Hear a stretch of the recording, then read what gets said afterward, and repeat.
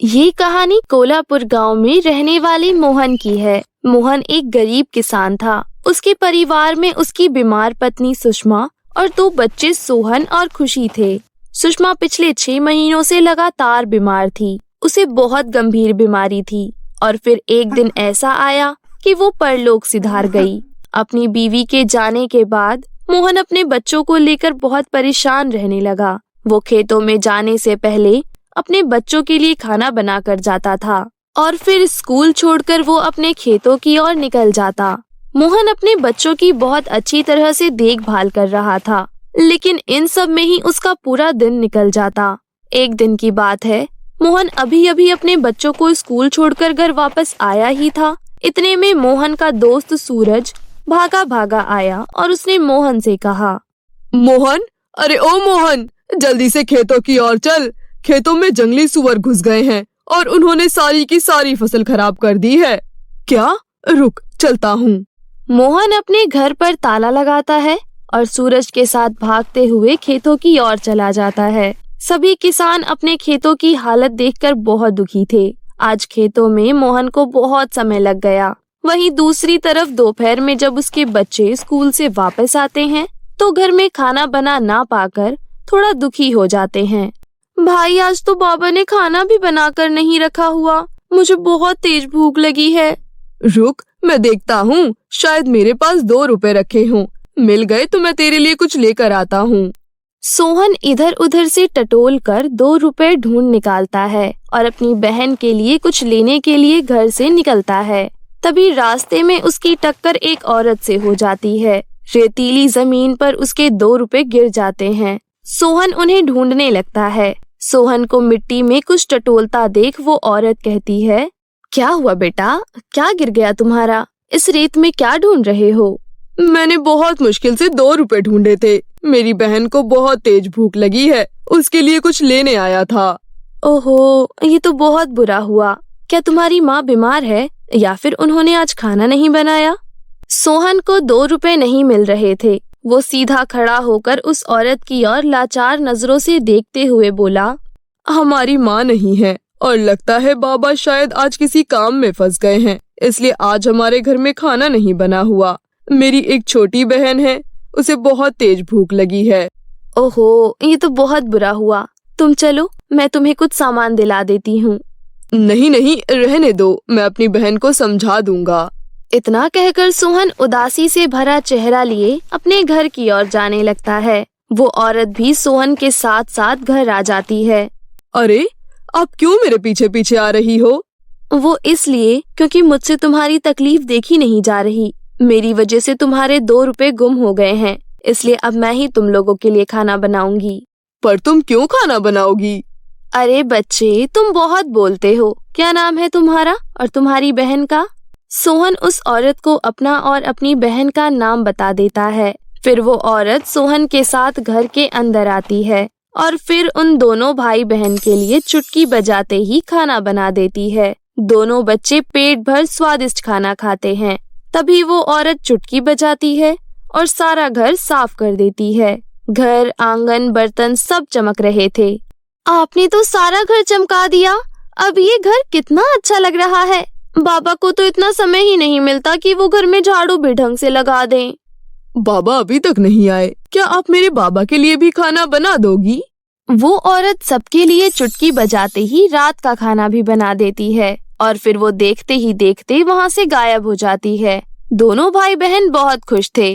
थोड़ी देर बाद थका हारा मोहन जब घर वापस आता है तो घर को चमचमाता हुआ देखकर वो खुशी से अपने बच्चों को गले लगा लेता है।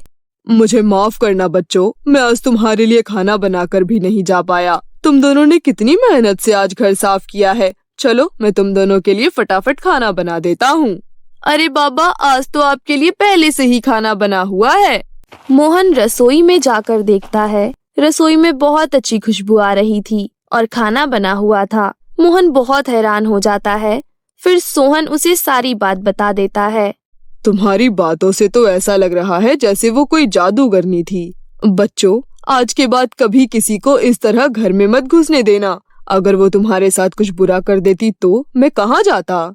मोहन डर के मारे अपने बच्चों को गले लगा लेता है। रात भर मोहन यही सोचता रहा कि आखिर वो औरत कौन थी जो इतना काम करके चली गई, और वो भी बिना किसी लालच के। सुबह वो अपने बच्चों को स्कूल भेजता है और खुद खेतों में काम करने चला जाता है। थोड़ी देर बाद वो औरत उसके घर पर आती है। वो देखती है कि रसोई में 4 रोटियां रखी हुई है और साथ में अचार। बेचारे बच्चे रूखी सूखी रोटी खाकर जीवन गुजार रहे हैं। कितने प्यारे बच्चे हैं, बहुत ही मासूम से। मुझे इनके लिए कुछ करना चाहिए। तभी वो औरत जादू से अच्छा बच्चों के पसंद का खाना वहाँ रख देती है। दोपहर को जब दोनों बच्चे स्कूल से वापस आते हैं और टेबल पर रखा इतना स्वादिष्ट खाना देखते हैं तो खुश हो जाते हैं। वहीं वो औरत अपने जादू से खुद को छुपा देती है। बच्चों के चेहरों पर खुशी देखकर वो बहुत खुश होती है। अब ये सिलसिला रोज का हो गया था। बच्चे रोज अपने बाबा को बोलते कि बाबा आप बहुत अच्छा खाना बनाकर जाते हो। बच्चों की बात सुनकर मोहन हैरान हो जाता कि वो तो रोटी और अचार रख कर जाता है, फिर ये बच्चे उस खाने की इतनी तारीफ कैसे कर सकते हैं। सर्दी का समय था। दोनों बच्चे मोहन से कहते हैं, बाबा अब तो हमारी सर्दियों की छुट्टियां पड़ने वाली है, किसी दिन गरम गरम गुलाब जामुन बनाओ ना। अच्छा, तो मेरे बच्चों को गुलाब जामुन खाना है। देखो बच्चों, मैंने कभी गुलाब जामुन बनाए तो नहीं है, लेकिन मैं कोशिश करूँगा। पर वादा करो, जैसा भी बनेगा तुम दोनों को खाना पड़ेगा। ठीक है बाबा। अगले दिन स्कूल का आखिरी दिन था। इसके बाद स्कूल की छुट्टियां पड़ने वाली थी। दोनों बच्चों को स्कूल छोड़कर मोहन खेतों की ओर चला जाता है। सबके जाने के बाद वो जादुई औरत घर पर आती है और चुटकी बजाते ही गर्मा गर्म गुलाब जामुन तैयार कर देती है। तभी किसी काम से मोहन को घर आना पड़ता है। मोहन जैसे ही घर का दरवाजा खोलता है, एक अनजान औरत को गुलाब जामुन के साथ देखकर हैरान हो जाता है। कौन हो तुम और यहाँ मेरे घर में क्या कर रही हो? लगता है तुम वही हो जो रोज यहाँ आकर बच्चों के लिए खाना बनाती हो। सच सच बताओ, क्या मकसद है तुम्हारा इस घर में आने का? अरे आपने तो सवालों की लड़ी लगा दी। मुझे तो याद भी नहीं है कि आपने पहला सवाल कौन सा पूछा था। मेरा नाम सावित्री है। एक दिन ऐसे ही आपके बेटे से मेरी मुलाकात हुई और मैं उसके साथ यहाँ पर आई। घर की हालत और बच्चों की हालत देखकर मुझे बहुत दुख हुआ। मेरे मन में उनके प्रति ममता जाग गई, इसलिए मैं उनके लिए ये सब काम करती हूँ। मेरा कोई बुरा मकसद नहीं है यहाँ आने का, बस उन दोनों के खिले चेहरे देखकर मुझे बहुत अच्छा लगता है। वो सब तो ठीक है, लेकिन क्या तुम्हारा कोई घर परिवार नहीं है जो तुम रोज मुंह उठाकर यहाँ चली आती हो? वही तो, मेरा कोई घर परिवार नहीं है। मुझे बच्चों के साथ अच्छा लगता है, इसलिए मैं यहाँ आ जाती हूँ। और आपसे भी निवेदन है कि मुझे यहाँ आने से और बच्चों का काम करने से मत रोकना। लेकिन तुम जो ये रोज रोज स्वादिष्ट खाना बनाती हो, उसमें तो बहुत खर्चा होता होगा ना। तुम क्या नौकरी करती हो? नहीं, मैं कोई नौकरी नहीं करती, बल्कि मेरे पास तो बहुत सारे जादू हैं। ऐसे जादू जिससे मैं चुटकी बजाते कोई भी काम कर सकती हूँ। मोहन ये सुनकर हैरान हो जाता है। वो उसे जादू दिखाने के लिए बोलता है, तो वो दिखाती है कि वो गायब भी हो जाती है और वापस भी आ जाती है। यहाँ तक कि वो चुटकी बजाते ही बढ़िया बढ़िया खाना तैयार करके रख देती है और चुटकी बजाते ही घर में बच्चों के लिए नए कपड़े और जूते भी रख देती है। मोहन इतना कुछ देखकर हैरान हो जाता है। हे भगवान, मैंने अपनी जिंदगी में पहली ऐसी औरत देखी है जो जादुई है। कहाँ से सीखा तुमने इतना सब कुछ? अच्छा एक बात बताओ, कुछ दिन पहले सुअर मेरे खेतों में घुस गए थे और उन्होंने मेरी काफी फसल खराब कर दी। क्या तुम वो भी ठीक कर सकती हो? हाँ बिल्कुल, मैं चुटकी बजाते ही फसल भी ठीक कर सकती हूँ।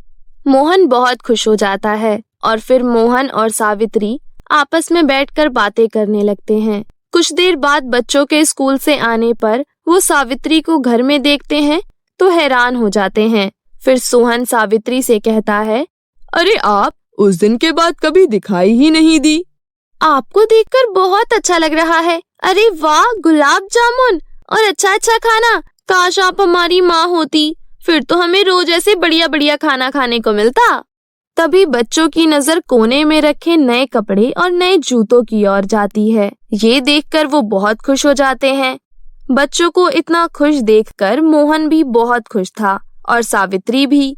रात के समय सावित्री मोहन के साथ उसके खेतों में जाती है और चुटकी बजाते ही वो उसकी सारी फसल ठीक कर देती है। अब उसे गायब होने की भी जरूरत नहीं थी, वो उन्हीं के घर में रहने लगती है। एक दिन मोहन उसे कहता है, देखो तुम बुरा मत मानना, आजकल का जमाना बहुत खराब है। रोज तुम्हें यहाँ देखकर आसपास के लोग बातें बनाने लगे हैं। तुम अब हमारी मदद करना बंद कर दो और यहाँ से चली जाओ। आपने तो बड़ी जल्दी मुझे घर से बाहर का रास्ता दिखा दिया। इसका एक और हल भी तो हो सकता है। एक और हल? पर कैसे? मैं चाहती हूँ कि मैं इन बच्चों की माँ बन जाऊँ, और ये तो तभी संभव है जब आप मुझसे शादी करोगे। तुम सही कह रही हो, पर क्या बच्चे मानेंगे? ये बात उन्हीं से पूछ लेते हैं। सावित्री बच्चों से पूछती है। बच्चे खुशी खुशी सावित्री को अपनी माँ मान लेते हैं और फिर मोहन सावित्री से शादी कर लेता है। अगली सुबह उसके घर की काया ही पलट गई। उसकी कच्ची सी झोपड़ी अब एक पक्के से बड़े मकान में बदल गई। साथ ही उसके खेतों में फसल भी लहरा रही थी। बच्चे भी बहुत खुश थे। सब कुछ अच्छा चल रहा था कि तभी अचानक बहुत तेज बारिश होती है। सारे गांव और खेतों में पानी भर जाता है। लगातार 3-4 दिन बारिश होने से बाढ़ जैसे हालात हो जाते हैं। ये सब देखकर मोहन बहुत परेशान था। बारिश तो रुकने का नाम ही नहीं ले रही। सुनो सावित्री, तुम्हारे अंदर तो बहुत ममता है। क्या तुम मेरे गांव के लिए कुछ कर सकती हो? इस बारिश से गरीब किसानों को बहुत नुकसान हो जाएगा। सबके घरों में पानी भी भर जाएगा। लोगों के प्रति तुम्हारी दया देखकर ये काम करने में मुझे और भी खुशी होगी। मैं तो डर के मारे नहीं कर रही थी कि पता नहीं आप क्या सोचो। इतना कहकर सावित्री चुटकी बजाती है। उसके ऐसा करते ही गांव और खेतों का सारा पानी गायब हो जाता है। ऐसा लग रहा था जैसे अभी बारिश शुरू हुई है। अगले दिन तक बारिश रुक जाती है और गांव में किसान एक भारी नुकसान से बच जाते हैं। पर वो सब भी हैरान थे कि आखिर ऐसा चमत्कार कैसे हो गया। गांव के किसानों का नुकसान ना होने की वजह से मोहन सबसे ज्यादा खुश था। अरे भाई, मैं तो बड़ा किस्मत वाला इंसान हूँ। मुझे तो जादुई पत्नी मिल गई जो चुटकी बजाते ही सारे काम हल कर देती है। सौतेली बहन और जादुई फेस क्रीम। आनंदपुर नाम के गांव में कीर्ति अपनी सौतेली माँ पूनम और सौतेली बहन निधि के साथ रहती थी। कीर्ति के पापा व्यापारी थे, इसलिए वो व्यापार के सिलसिले से एक जगह से दूसरी जगह जाया करते थे। दोनों सौतेली बहनों को आपस में बहुत प्यार था, लेकिन पूनम को ये सब बिल्कुल अच्छा नहीं लगता था। पूनम की बेटी निधि दिखने में काली थी और कीर्ति दिखने में बहुत खूबसूरत थी, लेकिन फिर भी दोनों बहनें आपस में बहुत खुशी से रहती थी। एक दिन पूनम गुस्से से निधि को कहती है, तुझे कितनी बार बोला है कि कीर्ति के साथ मत रहा कर। ये अच्छी लड़की नहीं है। ये हमारे घर की नौकरानी है और नौकरानी से इतना घुला मिला नहीं करते हैं। ये सब आप मुझे क्यों बोलती रहती हो? कीर्ति मेरी छोटी बहन है और मैं उसे बहुत प्यार करती हूँ। इतना बोलकर निधि वहाँ से चली जाती है। निधि के जाने के बाद पूनम अपने मन में सोचती है, इसे तो कुछ भी बोलना बेकार है। मेरी बेटी है लेकिन मेरे ही हाथ में नहीं है। मैं उस कीर्ति को ही जाकर बोलती हूँ। इतना बोलकर पूनम कीर्ति के पास जाती है और उससे कहती है, मनहूस, मेरी बेटी से दूर रहा कर। आज के बाद मेरी बेटी के साथ खेलती हुई नजर आई तो तेरी हड्डी पसली तोड़ दूंगी। और हाँ, मैं अभी किसी काम से बाहर जा रही हूँ, इसलिए घर की अच्छे से सफाई हो जानी चाहिए। इतना बोलकर पूनम वहाँ से चली जाती है। पूनम के जाने के बाद कीर्ति घर का सारा काम करने लगती है। तभी वहाँ पर निधि आती है और बोलती है, अरे कीर्ति, तू अकेले काम क्यों कर रही है? मुझे भी बुला लेती, फिर हम दोनों जल्दी जल्दी काम खत्म करके खेलते। नहीं दीदी, तुम रहने दो। अगर माँ ने आपको काम करते हुए देख लिया तो मेरी बहुत पिटाई करेगी। इन सब की फिक्र तू मत कर, माँ को बिल्कुल पता नहीं चलेगा।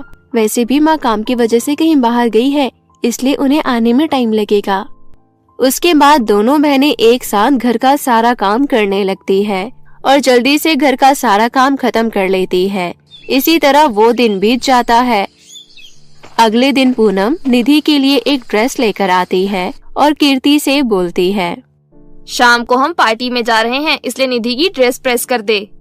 लेकिन माँ, मेरे पास तो पार्टी में पहनने के लिए कोई अच्छी ड्रेस है ही नहीं, फिर मैं क्या पहनूंगी? अरे, तूने सोच कैसे लिया कि हम पार्टी में तुझे भी ले जा रहे हैं? तू घर में ही रहेगी।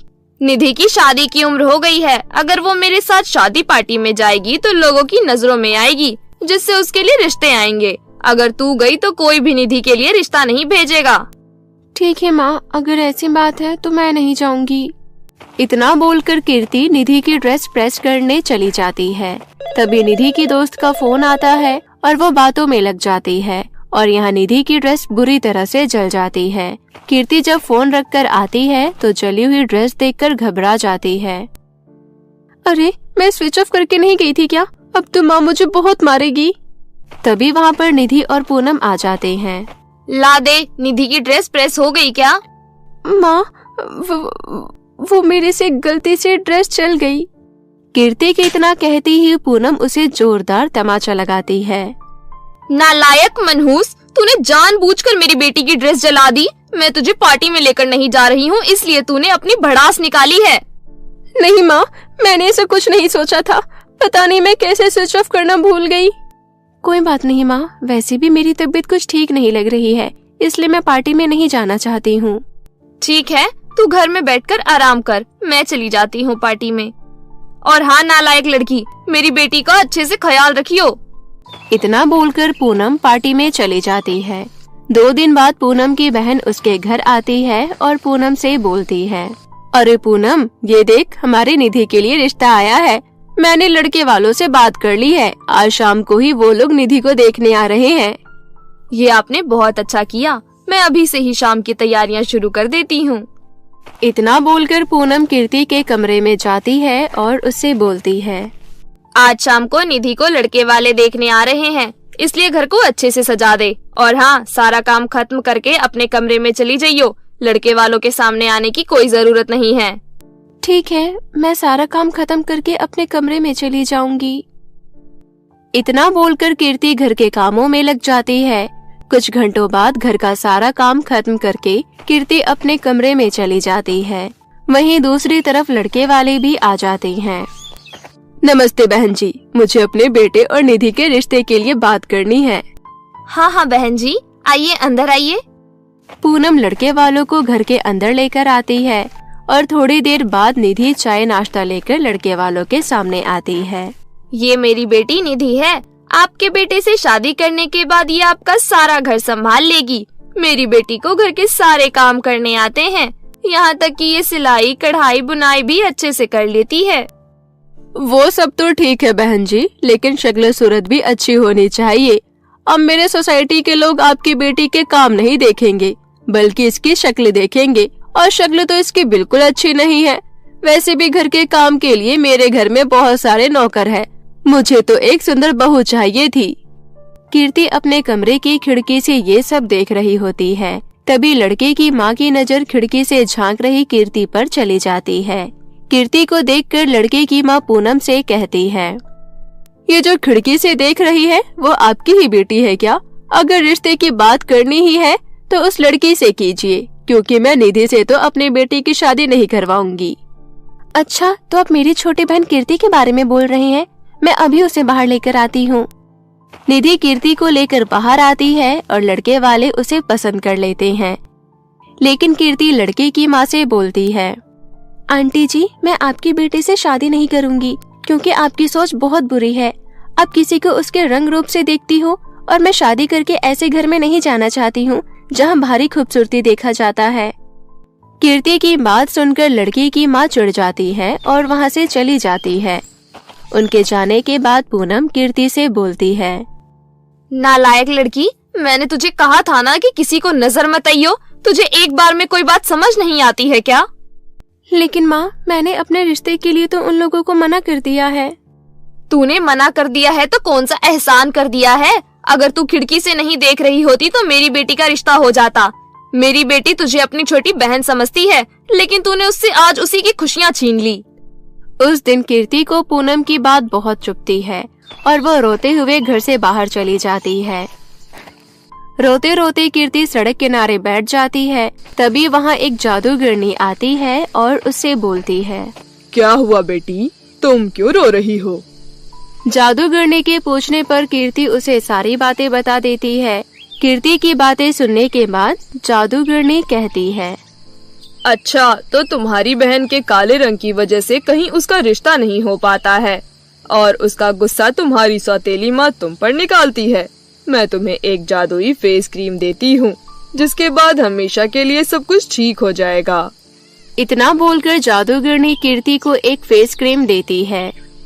फेस क्रीम देखकर कीर्ति बहुत खुश होती है और निधि के पास जाती है। दीदी, आप जल्दी से ये फेस क्रीम लगा लो, उसके बाद देखना सब कुछ ठीक हो जाएगा। कीर्ति के कहने पर निधि फेस क्रीम लगा लेती है। उसके बाद अगले ही पल निधि भी कीर्ति की तरह खूबसूरत हो जाती है। उसके बाद दोनों बहनें ये सारी बातें पूनम को बताती है। सारी बातें सुनने के बाद पूनम कहती है, मुझे माफ कर दे कीर्ति बेटा, मैंने हमेशा तुझे गलत समझा और हर गलती की सजा तुझे ही देती रही। कोई बात नहीं माँ, लेकिन आज से आप मुझे मेरी माँ की तरह प्यार देना, क्योंकि मैं आपके प्यार के लिए बहुत तरसी हूँ। पूनम कीर्ति को अपने गले से लगा लेती है। उस दिन से पूनम अपनी दोनों बेटियों को बराबर प्यार करती थी। इस तरह सब कुछ ठीक हो जाता है और कीर्ति अपने परिवार के साथ हंसी खुशी जीवन व्यतीत करने लगती है। जादुई गोल्डन लहंगा का जादू। बहुत समय पहले की बात है। किसी गांव में नीतू अपने माता पिता के साथ रहती थी। वे लोग बहुत गरीब थे। नीतू के पिता मजदूरी कर नीतू को गांव के सबसे अच्छे स्कूल में पढ़ा रहे थे। उस स्कूल में अमीर लोगों के बच्चे पढ़ा करते थे, लेकिन स्कूल में सभी बच्चे नीतू का बहुत मजाक बनाते थे। तेरे पिता कल मेरे घर आए थे, अनाज के बोरे उठाकर हमारे गोडाउन में रखवा रहे थे। मुझे तो समझ नहीं आता कि वो तुझे इतने महंगे स्कूल में कैसे पढ़ा रहे हैं। मेरे पापा पर मुझे बहुत गर्व है, वो मेरे हीरो हैं। नीतू और सिमरन की क्लास में एक लड़का अखिल भी पढ़ता था। अखिल दिखने में बहुत मनमोहक था। अखिल को हमेशा से ही नीतू का व्यवहार अच्छा लगता था, लेकिन ये बात सिमरन को बहुत बुरी लगती थी। वो नीतू की इस बात को सुनकर कहता है, तुम्हारी ये बात बहुत अच्छी है नीतू, कि तुम अपने पापा को हीरो मानती हो। लोग कुछ भी कहे, लेकिन तुम कभी भी अपने आप को छोटा महसूस नहीं करती और मुझे तुम्हारी ये आदत बहुत पसंद है। Thank you Akhil. स्कूल में सभी बच्चे नई नई वीडियो गेम लाते और एक दूसरे को दिखाते, लेकिन नीतू के पास कभी कोई नई चीज नहीं होती थी। ये देख मेरा नया वीडियो गेम, तेरे पास क्या है? मेरे पास मेरी नई हेयर क्लिप है जो तुम्हारे वीडियो गेम से बहुत सुंदर है। और नीतू, तुम्हारे पास क्या है? ये देखो, मैंने नई पेंसिल खरीदी है जो कि मुझे पूरे 1 महीने चलानी है। हाँ, तुम्हारी इतनी महंगी पेंसिल। नीतू सभी बच्चों के सामने अपनी जरूरत का दिखावा नहीं करती थी, लेकिन वो जब भी अपने स्कूल में बच्चों के पास कोई भी नई चीज देखती थी तो वो अपने माता पिता से जाकर वैसे ही चीज मांगने की जिद करती थी। माँ, मुझे नया हेयर क्लिप ला दो ना। ला दूंगी बेटा। कुछ दिनों बाद, माँ, मुझे नया वीडियो गेम ला दो ना। ला दूंगी बेटा। ऐसे ही नीतू हमेशा अपनी माँ से कुछ न कुछ मांगती रहती थी, लेकिन उसकी माँ उसे हमेशा हाँ बोलकर बात टाल देती थी। तो तेरी मम्मी ने तुझे नया वीडियो गेम नहीं दिलाया ना? मुझे तो पता ही था वीडियो गेम लेना सबके बस की बात नहीं होती। नहीं सिमरन, मेरी माँ ने हाँ कहा है तो वो मेरे लिए वीडियो गेम जरूर लाएंगी। तभी वहाँ अखिल आ जाता है। दोस्तों, तुम दोनों यहाँ क्या कर रहे हो? मैं अभी तुम्हारे घर आने ही वाली थी अखिल। लेकिन क्यों? भूल गए? परसों मेरा जन्मदिन है, आओगे ना? मैंने तुम्हें दिखाने के लिए बहुत महंगा और बहुत सुंदर गोल्डन लहंगा खरीदा है। क्यों नहीं आऊँगा, बिल्कुल आऊँगा। नीतू, तुम भी आ रही हो ना? हाँ, मैंने नीतू को भी बुलाया है। उसके बाद तीनों अपने अपने घर चले जाते हैं। अपने जन्मदिन वाले दिन में इतनी सुंदर लगने वाली हूँ कि अखिल की नजर मुझ पर से हटेगी ही नहीं। फिर वो नीतू क्या चीज है? वहाँ अपने घर नीतू सोच रही थी, मेरे पास तो सुंदर लहंगा ही नहीं है, मैं क्या पहनकर सिमरन के जन्मदिन में जाऊंगी? ये सोचती हुई नीतू अपने माता पिता से कहती है, माँ, पिताजी, मुझे सिमरन के जन्मदिन में जाना है, लेकिन मेरे पास एक भी अच्छा लहंगा नहीं है। आप मेरे लिए लहंगा ला दीजिए ना। ला दूंगी बेटा। मैं हमेशा सुनती हूँ ला दूंगी, लेकिन आप ना हेयर क्लिप दिलाती हो ना वीडियो गेम, और आप लोग मुझे एक लहंगा भी नहीं दिला सकते। बेटी, मजदूरी से इतने पैसे नहीं मिल पाते कि हम तुम्हारी सारी जरूरतों को पूरा कर सके। माफ करना। आप दोनों अच्छे माता पिता नहीं हो। ये बोलकर नीतू अपने कमरे में चली जाती है। उसके माता पिता को नीतू की भावनाएं महसूस हो रही थी। मेरी बच्ची को हम कुछ भी नहीं दे पाते, मैं अपने हाथों से अपनी बच्ची के लिए एक लहंगा बनाऊंगी। उसके बाद उसकी माँ पूरी रात बैठकर नीतू के लिए एक सुंदर सी लहंगा बनाती है, लेकिन वो लहंगा बहुत सारे कपड़ों को जोड़कर बनाई हुई थी। ये उसे ज्यादा पसंद नहीं आएगी। मुझे बहुत दुख है कि हम अपनी बेटी की छोटी सी ख्वाहिश भी पूरी नहीं कर सकते। मैं चुपके से उसके कमरे में जाकर ये लहंगा रख देती हूँ। उसके बाद रात को ही उसकी माँ दबे पांव जाकर नीतू के कमरे में लहंगा रख देती है।